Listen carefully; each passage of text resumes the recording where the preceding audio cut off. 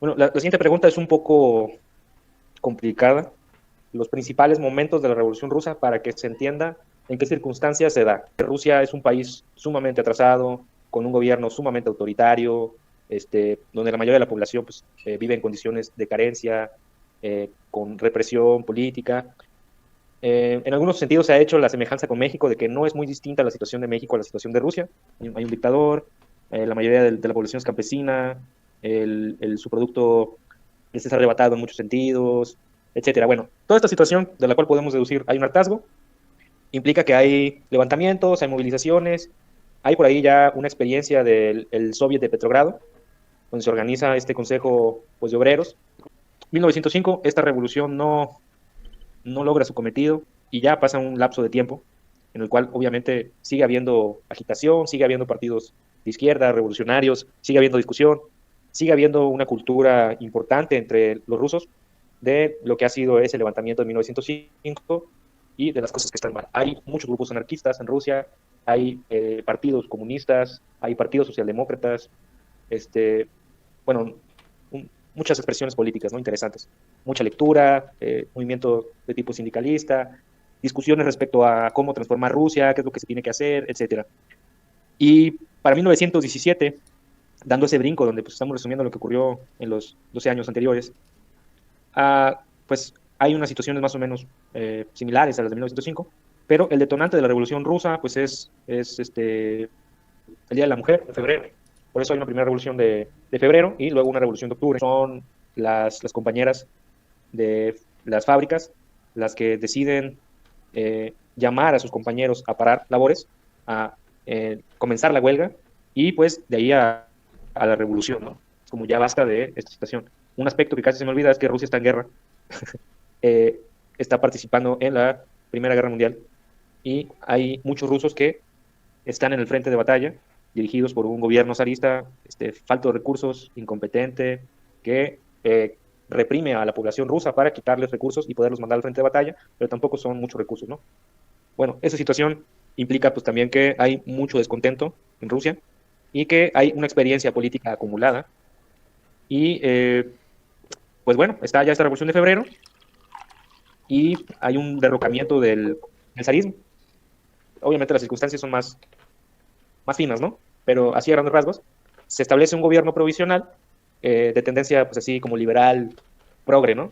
Y el que queda ahí como parte del gobierno provisional es un personaje que es relativamente importante en la historia de la Revolución Rusa, que es Alexander Kerensky. Y Kerensky, pues yo creo que representa una perspectiva moderada de lo que tenía que ser la transformación rusa.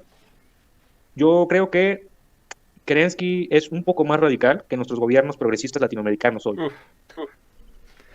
No sé qué tan radical, pero yo creo que más. Sin embargo, no le alcanza, ¿no? No le alcanza su progresismo.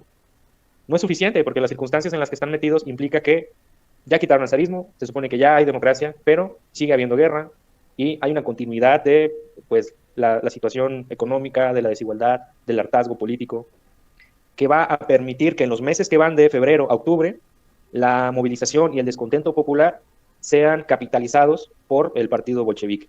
Las tesis de abril, entre muchas otras cosas, es posible tener una revolución de tipo socialista en Rusia en la medida en que haya una alianza estratégica entre el proletariado ruso y el campesinado, que es la mayoría, ¿no?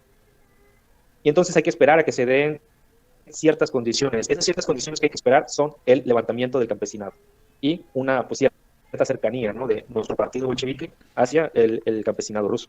Y entonces los meses que van a continuar de abril en adelante es de trabajo duro, ¿no? Para el bolchevismo. Es de, bueno, ya están, las condiciones están óptimas, están propicias para que tengamos esta revolución, pero nos falta agitar al campesinado, nos falta ganar una amplia base campesina para nuestro movimiento, porque el programa que vamos a proponer es un programa de alianza entre obreros y campesinos. Y en octubre, pues ya están dadas las condiciones y hay una serie de sucesos, obviamente, que permiten que los bolcheviques tomen el poder, lo cual implica, por ejemplo, que tienen el control del Comité Militar Revolucionario. O sea, tienen obreros armados en la ciudad principal, no sé hasta qué punto en otros lugares de Rusia, o sea, tienen obreros armados en la capital.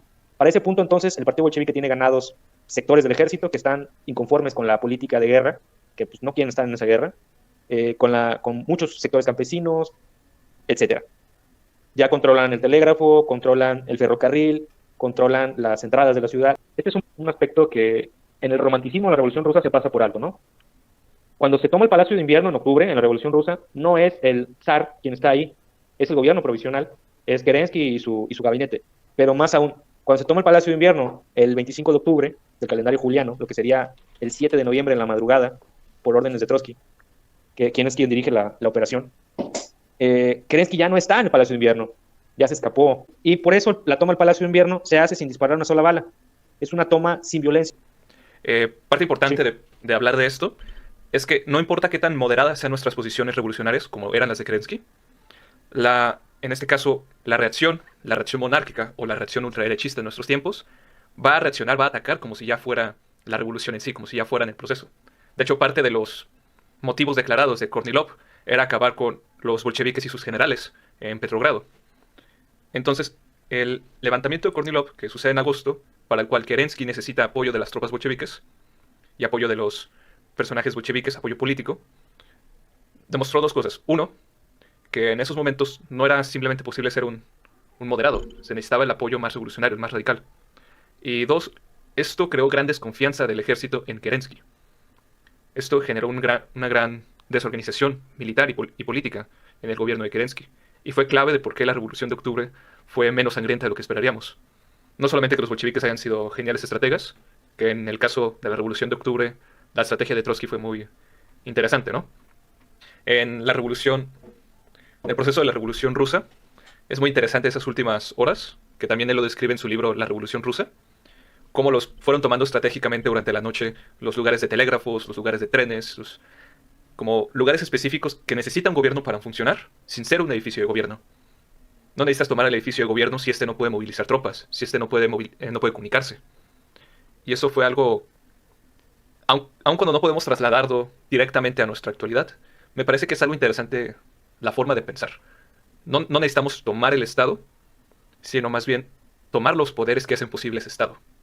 Pero creo que esa es otra posición muy importante que le ganó a los bolcheviques la respetabilidad suficiente para dirigir la revolución.